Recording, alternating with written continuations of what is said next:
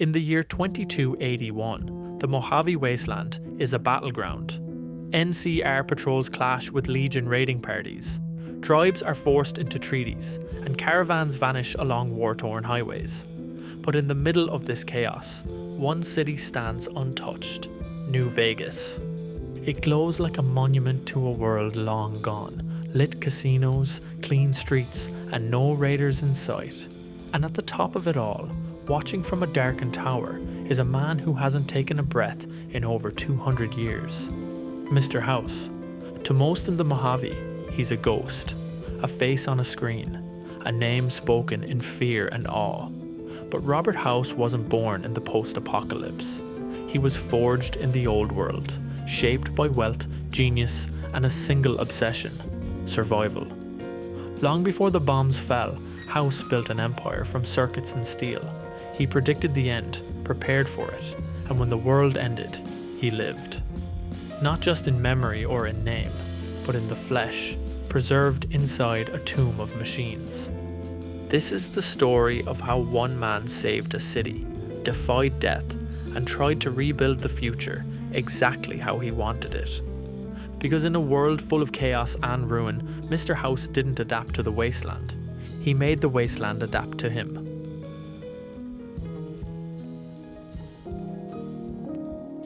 Robert House was born on June 25th, 2020, in Las Vegas, Nevada. His parents died in a rare automated accident before he turned 2, a tragedy that left House both orphaned and isolated, two conditions that would define the rest of his life. Raised by trustees and educational institutions, he was pushed through advanced schooling at a rate matched only by his ambition. At 17, House was accepted into the Commonwealth Institute of Technology, the most prestigious technical school in the pre-war United States.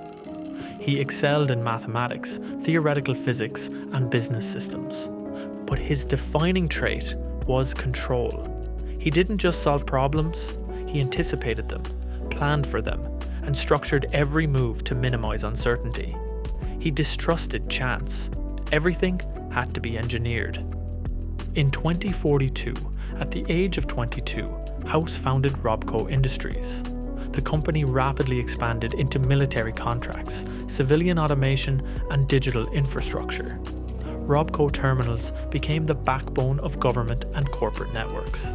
Their proprietary operating systems ran on everything from factory machines to Vault-Tec monitoring systems. Robco-branded robots, like the ubiquitous Protectron, became a staple of American cities and transportation hubs. By 2050, House was one of the wealthiest men on Earth. His signature business strategy, vertical integration, allowed Robco to dominate entire sectors by controlling both hardware and software. Vault-Tec, Poseidon Energy, General Atomics, all worked with or through Robco. Even Nuka-Cola used Robco's logistics systems. But House wasn't driven by profit. His public statements were clear. Humanity was accelerating toward collapse, and it was the duty of intelligent leadership, not democratic majorities, to prevent it. He frequently criticized global institutions for short-sighted planning and accused world governments of mortgaging the future for political convenience. During this time, House kept a visible but distant presence in public life. He rarely gave interviews, preferring to release company statements through Robco-branded AI systems. What few appearances he did make were highly choreographed, always in controlled environments, never spontaneous. His political influence also grew. Although never elected, House wielded considerable sway in Washington through lobbying and private investment in federal infrastructure. He advocated for increased automation, centralized power grids, and the expansion of orbital defense systems. Most of his proposals were dismissed until it became clear that the global resource crisis wasn't going away. By the 2060s, war between global powers seemed inevitable. International conflicts over oil, uranium, and farmland had reached the boiling point.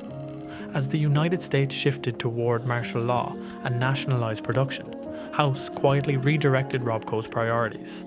But these actions, his contingency planning, his sealed-off research facilities, his private projects in the Mojave, were done out of public view.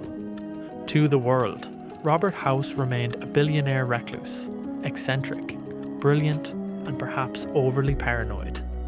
But behind the closed doors of Robco's headquarters, he had already begun preparing for the day he believed would define human history. The day everything else would fail.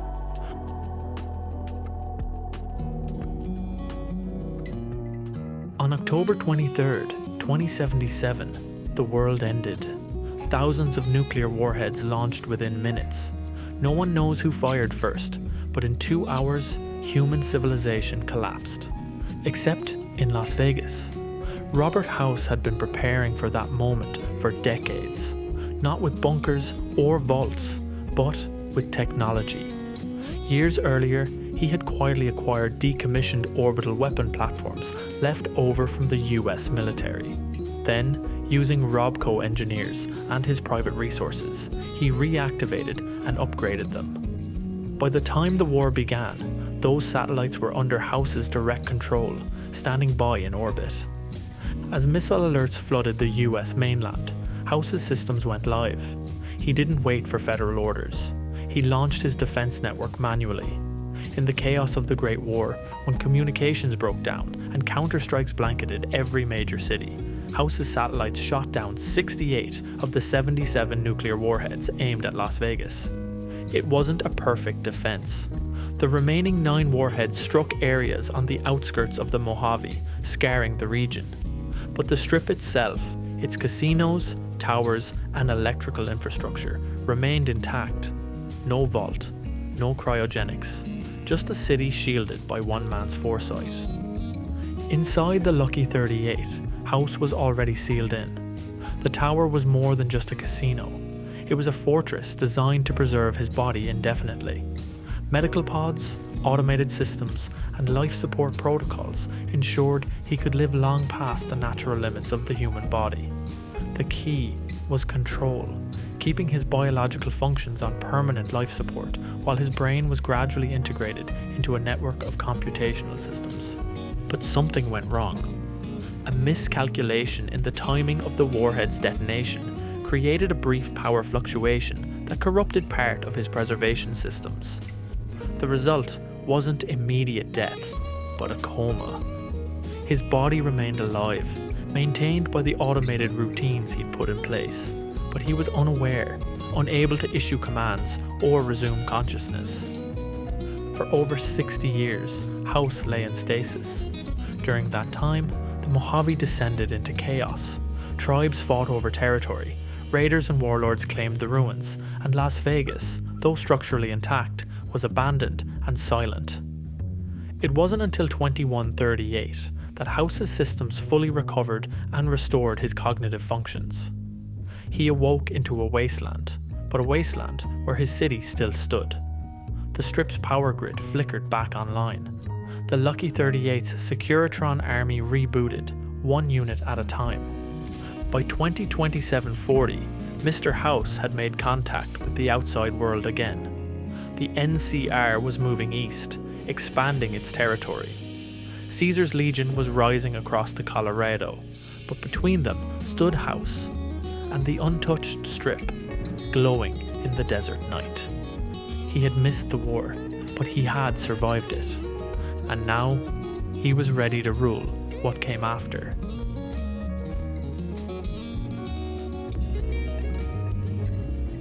When Robert House awoke in 2138, the Mojave was a graveyard. 2 centuries had passed since the bombs fell. Vegas had avoided the nuclear fire, but not the decay. The Strip was buried in dust, its neon long dead, its streets picked clean by scavengers. But the infrastructure remained intact, functional, waiting. House wasted no time.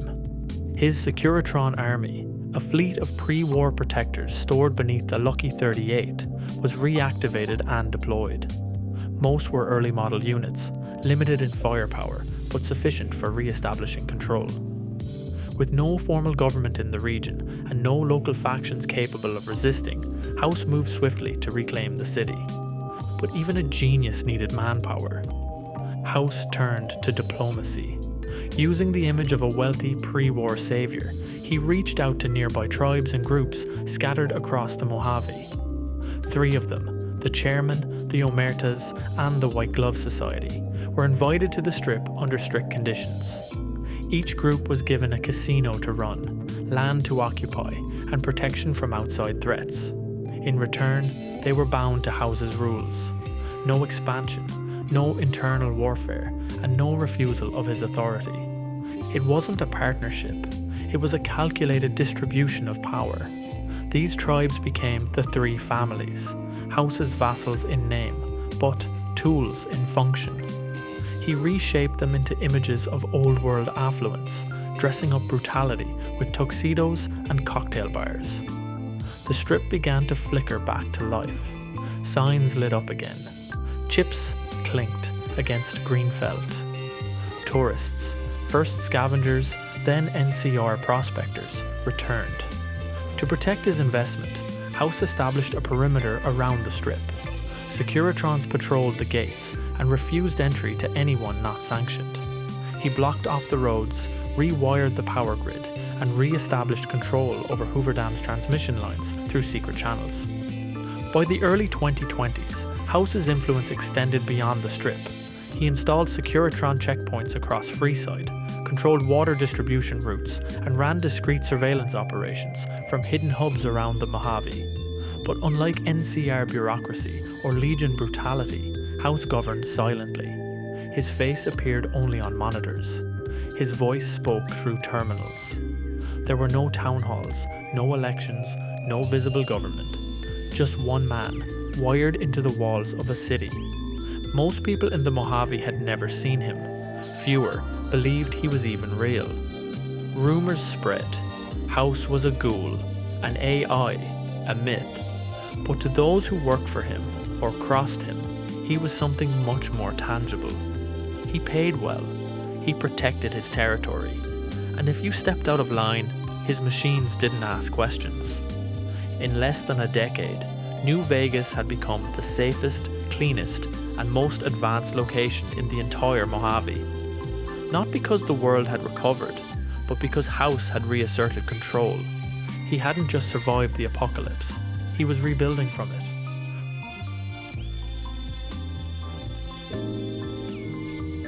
By 2027-40, Robert House's strip was fully operational. The lights were on, the casinos were humming, and the Mojave knew exactly where the border ended. Outside that border, however, the balance of power was shifting, and House was no longer the only player. The new California Republic had expanded aggressively from the west. Flush with resources and manpower, NCR scouts and engineers crossed the Mojave in search of energy, territory, and influence. Their goal was Hoover Dam, a pre-war marvel that still powered large portions of the Southwest. Reclaiming it meant securing power, water, and a foothold east of the Rockies. They succeeded in 2027-40, driving off local raiders and reactivating the dam. But the victory was costly. The Mojave was foreign ground, filled with hostile factions, unpredictable tribes, and harsh terrain. More importantly, the NCR wasn't the only faction with eyes on the region. To the east, a different force was rising. Caesar's Legion, an army of slavers, warlords, and reconditioned tribes, had begun its march westward. Led by the enigmatic Caesar, a former follower of the apocalypse turned conqueror, the Legion was brutal and efficient. Entire communities vanished overnight under their advance. Their laws were simple: submit or die, and they had no patience for negotiation. House watched all of this unfold from the top of the Lucky 38. His city stood between two rising empires. One claimed order through bureaucracy, the other through fear. But House had no intention of bending to either. In response to these threats, he initiated a long-planned operation, the recovery of the Platinum Chip. Originally designed before the war, the Platinum Chip was a multi-layered data storage unit, a unique, high-capacity key built to upgrade the Securitron Mark I models into the far more advanced Mark II. House had commissioned its creation decades earlier, long before the bombs, and had spent over 200 years tracking its whereabouts. When he finally located it in NCR territory, he hired a local operative named Benny to intercept it. Benny betrayed him. Instead of delivering the chip, Benny attempted to assassinate the courier hired to transport it and took the chip for himself. House's plans stalled, temporarily, but the incident would lead to an unexpected variable, the courier surviving and entering the strip alive. House moved quickly. He summoned the courier to the Lucky 38, explained the importance of the chip, and offered a job: finish what Benny failed to do, retrieve the chip, upgrade the army, secure the strip. Meanwhile, both the NCR and Legion continued to advance toward the Hoover Dam. A second battle was inevitable, and this time, House wouldn't be a bystander. With the Platinum chip, his army would no longer be limited. The Securitron Mark II models were faster, stronger, and fully autonomous.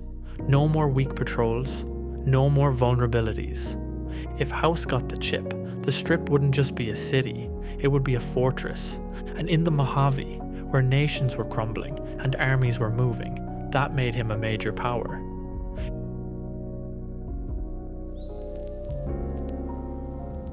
If the courier delivers the Platinum chip, Mr. House initiates the upgrade sequence. Deep beneath the strip, racks of dormant Securitrons awaken, each one receiving enhanced armor, built-in missile systems, and improved targeting protocols. The transformation is immediate. His private army, once limited to policing tourists, becomes a mechanized force capable of defending and expanding his control. With his new military strength, House makes his next move. The NCR and Caesar's Legion, both gearing up for a second battle at Hoover Dam, find themselves caught off guard. Neither expected House to intervene directly. He sends a warning to both. The strip is sovereign. Any further encroachment will be met with force. Few believe him, until Securitrons begin securing key installations around the Mojave.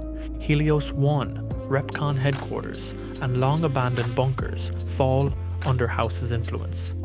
He doesn't launch a traditional war. He isolates, blocks supply routes, hacks communications. Securitrons don't hold territory. They deny access to it. If the courier sides with him through the Battle of Hoover Dam, House completes his coup. The NCR is pushed west, forced to retreat through McCarran and back to California.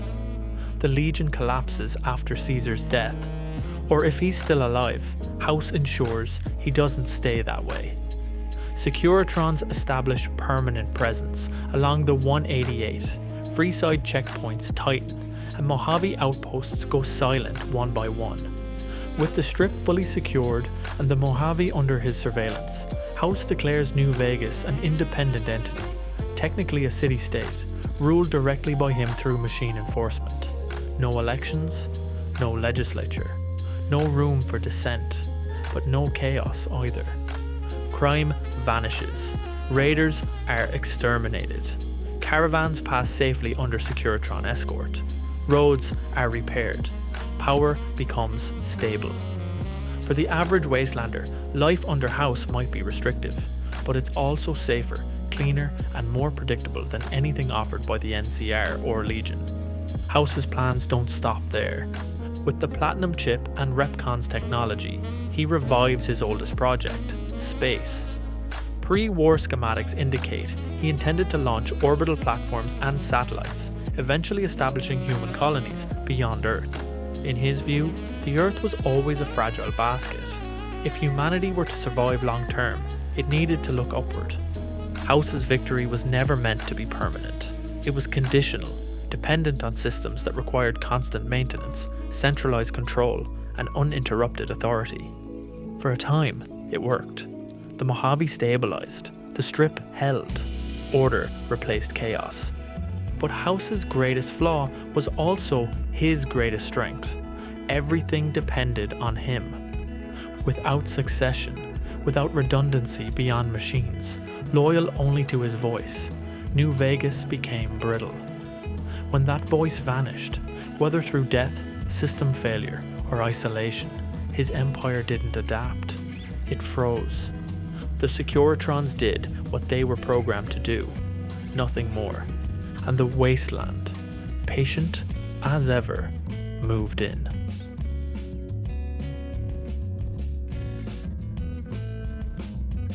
Whether you view him as a dictator or a stabilizer, a genius or a control freak, Robert House's story is the clearest answer to one of the series' central questions. Can the old world be rebuilt? His answer was yes, but only if it's rebuilt by the right person. In his own words, the future of mankind will be secured.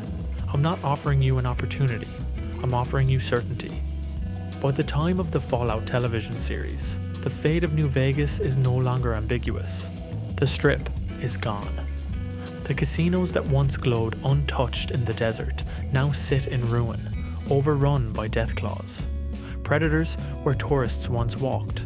Silence where neon once burned. Whatever system once held the Mojave together has collapsed completely. This does not mean Robert House failed. It means his success was temporary, and temporality was something he never truly planned for. House believed in control without succession, in stability without compromise, in a future where humanity would be guided indefinitely by a single superior intelligence. But the wasteland does not reward static systems, it rewards adaptation.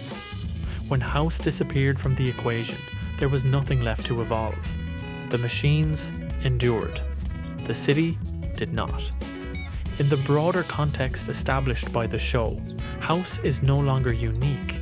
He is one of several pre-war elites who saw the end coming and attempted to engineer their way through it. Vault-Tec buried humanity underground. Others fled, hoarded, or experimented. House chose continuity, infrastructure over ideology. And for over a century, it worked. The ruins of New Vegas are not proof of House's incompetence. They are proof of scale. Holding back the wasteland for 200 years was never sustainable. All House did was delay entropy longer than anyone else ever managed. Deathclaws on the Strip are not a contradiction of his vision. They are its expiration date. To many, that sounded like hope. To others, like a threat. But in a land ruled by bullets and blood, where every other power relies on war or ideology, Mr. House relied on something simpler. Systems that never sleep, machines that never question, and a mind that never gave up.